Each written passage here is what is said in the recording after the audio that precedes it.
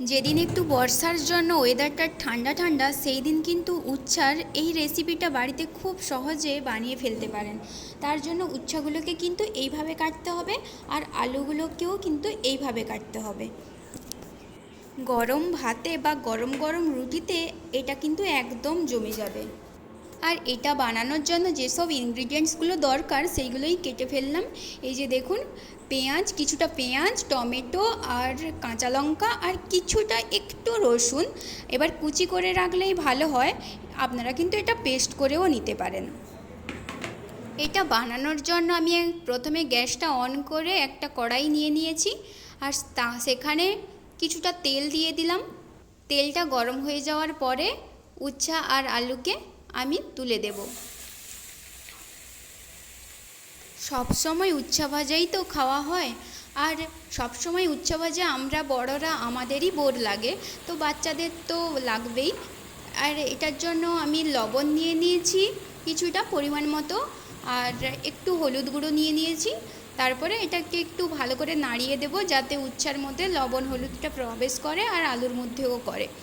আর বাচ্চাদের কি বলুন তো, একটু বাচ্চারা ভ্যারাইটি খোঁজে, তো আমরা যদি ছোট থেকে বাচ্চাদেরকে একটু ভ্যারাইটি খাওয়াই তাহলে কিন্তু সে সব কিছুর স্বাদ পাবে আর সব কিছু জানবে। কিন্তু আমরা বড়রাই যদি সবসময় উচ্ছা ভাজা ভালো লাগছে তো শুধু উচ্ছা ভাজাই খেয়ে যাচ্ছি আর কোনো উচ্ছার ভ্যারাইটিই জানি না, তাহলে কিন্তু একটা বাচ্চা কিছুই খেতে চাইবে না।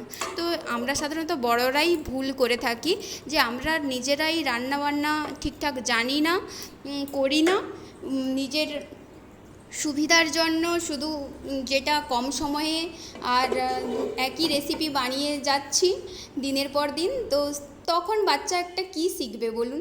এই যে দেখুন কত সুন্দর পাখি চলে এসছে, আর আজকের ওয়েদারটা খুব ঠান্ডা ঠান্ডা, তো একটু বৃষ্টি হয়েছিল, আবার এখন মেঘ করেছে, তো এটা কিন্তু একদম গরম ভাতে জমে যাবে।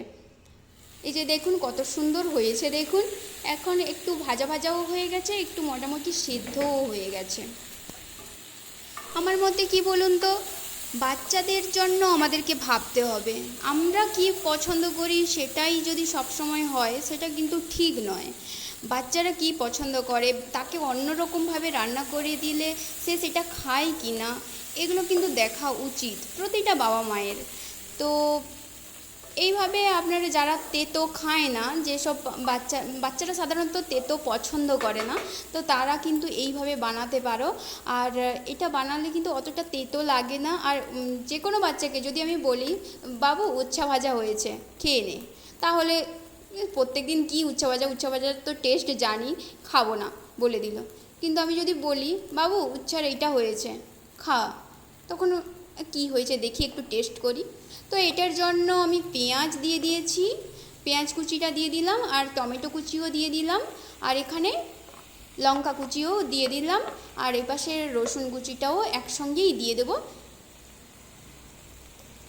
কিছু ভ্যারাইটি জানতে হবে, কিছু সবসময় নিজেদের মানে শুধু স্বার্থপরের মতো নিজেদের কথা ভাবলে হবে না যে আমার যেটা পছন্দ সেটাই আমি খাবো, এটা কিন্তু ঠিক নয়। এই যে দেখুন কত সুন্দরভাবে মিক্সড করে নিচ্ছি। এবার উচ্ছে আর আলুটা প্রায় মানে হালকা হালকা সেদ্ধ হয়ে গেছে, আর কম কম ভাজাও, মানে ভাজাটা একটু বেশি হয়েছে, আর সেদ্ধ মোটামুটি একটু হয়ে গেছে। একটু ঢাকিয়ে রাখলে দেখবেন হয়ে যাবে, বেশি একটা সময়ও লাগে না এটা করতে। আর খেতেও কিন্তু খুবই ভালো লাগে, ঠান্ডা ঠান্ডা ওয়েদারে এটা একদম খুব সুন্দর লাগে। এই রেসিপিটা কিন্তু আমি যখন উত্তরপ্রদেশে ছিলাম তখন কিন্তু এই রেসিপিটা একজন আন্টি শিখিয়েছিল আমার মাকে, আর মা তারপরে ঘরে বানিয়েছিল, খুবই টেস্টি, খুবই ভালো লাগতো আমাদেরকে। তো আমরা এইভাবে বানিয়ে খেতাম, বেশ ভালো লাগে। আপনারা বাড়িতে কিন্তু এটা ট্রাই করতেই পারেন, আর ট্রাই করলে কমেন্ট করবেন, অবশ্যই করবেন, জানাবেন কেমন লাগলো, আমারও ভালো লাগবে। কত সুন্দর কালারফুল লাগছে না দেখতে, বেশ কত সুন্দর হয়েছে। একটু লঙ্কা গুঁড়া দিয়ে দিলাম কারণ একটু ঝাল ঝাল লাগবে, মানে একটু কালার আরও ভালো আসবে। ঝাল তো হয় না, একটু ধনে গুঁড়ো দিয়ে দিলাম আর একটু জিরেও দিয়ে দিয়েছি।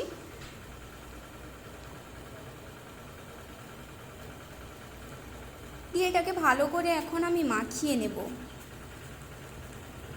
একটু জিরে দিয়েছি, আমার কাছে আসলে জিরে গুঁড়ো নেই, জিরে গুঁড়োটা শেষ হয়ে গেছে, কিনতে হবে।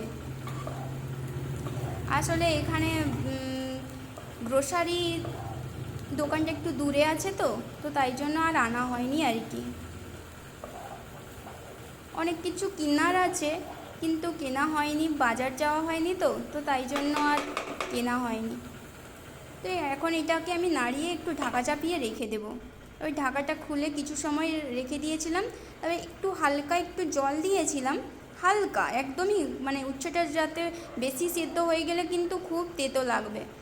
হালকা একটু জল দিয়েছিলাম যাতে মশলাগুলো ভালো করে সেদ্ধ হয়ে যায়। দেখুন প্রায় হয়ে এসছে। এবার এটা আর কিছু সময়ের জন্য আমি একটু বসিয়ে দেব।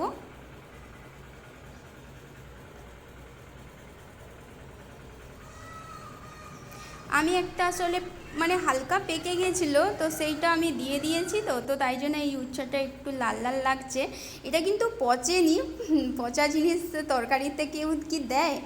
তো এটাই আজকে বানিয়েছিলাম, এই যে আজকে দুপুরের খাবারের মধ্যে এইটা বানিয়েছিলাম। এটা কিন্তু আমাদের দুজনেরই খুব পছন্দ হয়েছে, আর এটা বাচ্চাদের খুবই ভালো লাগবে। তো আমার যদি এরকম আরও অনেক ভিডিও দেখতে চান আপনারা, তাহলে কিন্তু কমেন্ট করে অবশ্যই জানাবেন।